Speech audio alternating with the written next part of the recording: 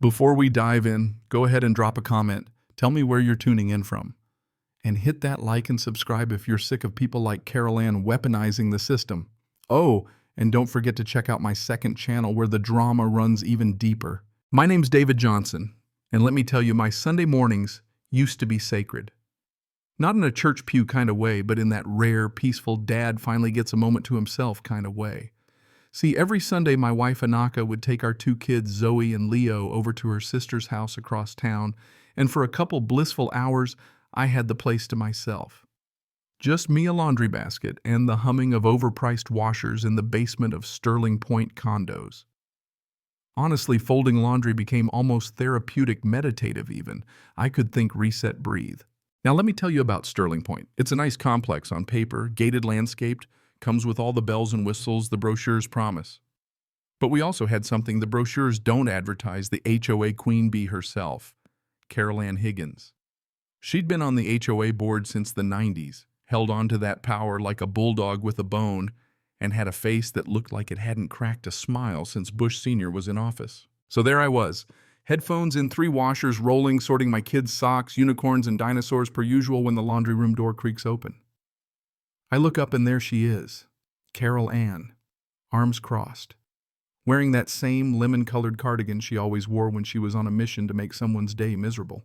She walks in like she owns the place and immediately zeroes in on my machines. Well, she says, her voice dripping with contempt. Someone's certainly monopolizing the equipment. I take a deep breath, pull out an earbud. 5 machines are still free. Carol Ann, I say, calm, polite, not looking for a fight. It's about courtesy, David, she says, emphasizing my name like it's a dirty word. You people always think the rules don't apply. Now that stopped me cold. You people, I ask, standing up straight. Yes, she says with a sneer. The loud ones, the ones with the thumping music, the food smells that linger, the mess.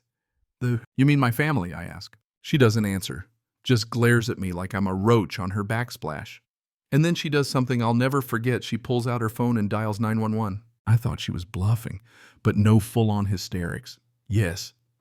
There's an aggressive African-American male in the laundry room. I feel threatened. He's blocking the exit. Help.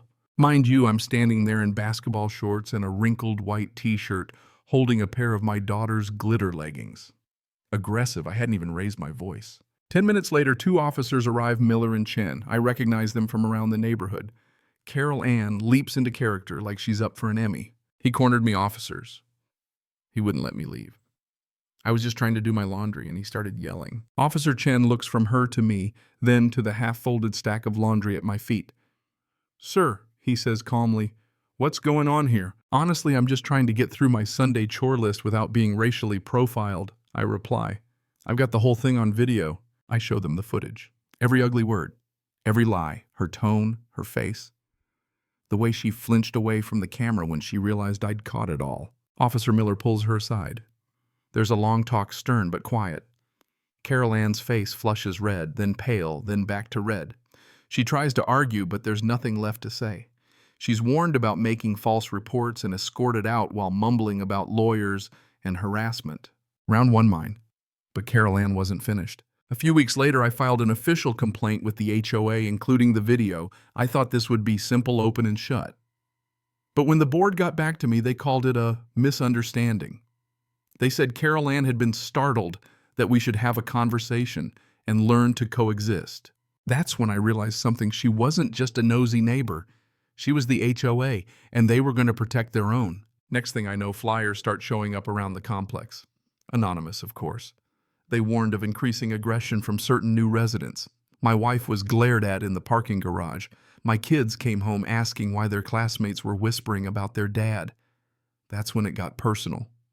You can call me names. You can try to embarrass me. But you come for my family, gloves off. Enter Alex Petro. 16 genius-level hacker lived 2 doors down with his grandparents. Carol Ann had once fined them for having a folding chair on their balcony. Alex had been itching for payback, and I had just the plan. Carol Ann loved her garden. She pruned it daily like it was a Monet. Won best garden at Sterling Point 5 years straight, so we decided to hit her where it hurt. At 2 a.m. under cover of darkness, Alex's drone made its first run. We deployed 30 plastic flamingos, 5 zombie gnomes, and one particularly disturbing statue of a gnome on a toilet all over her perfectly manicured front yard. It was chaos in ceramic. The scream the next morning was operatic. Neighbors peeked through blinds as she tore through her own flower beds trying to rip the decorations out. She destroyed half her tulips in the process and was immediately disqualified from that year's garden competition. Victory sweet, but we weren't done. She installed cameras, dozens of them aimed straight at our unit. I filed a complaint. HOA said they didn't see a problem. So we fought back again. Alex disguised a Bluetooth speaker as a decorative rock and placed it in her yard. Every few nights it played odd little sounds, cat meows, wind chimes, even whispers of Carol Ann's own voice we'd lifted from the video. You people! You people! She started pacing her patio at night, talking to herself, snapping at bushes. At one point she called pest control, swearing someone had planted a raccoon in her begonias. The final act. The Sterling Point. Summer Gala. She lived for it. That year, we planned a showstopper. First, we swapped her expensive fertilizer with fish emulsion the night before the event. When the sun rose, so did the stench. Then, just as guests gathered under the big white event tent, Alex fired up his projector and beamed the full laundry room footage onto the side of the clubhouse. 200 people fell silent. Carol Ann's voice echoed over the lawn. You people, your smells, your noise, turning this place into a ghetto. The silence that followed was deafening. People stared. Her own allies stepped back. Her wine glass hit the floor and shattered. She turned and walked away, never said a word. Within the month, her condo was up for sale. She moved out quietly. No goodbyes, no flyers, no more cameras. Peace returned. I got my Sunday mornings back. But some folks still ask, did I go too far? Was it petty revenge or poetic justice? I say this. Racism doesn't just come in slurs and shouting matches.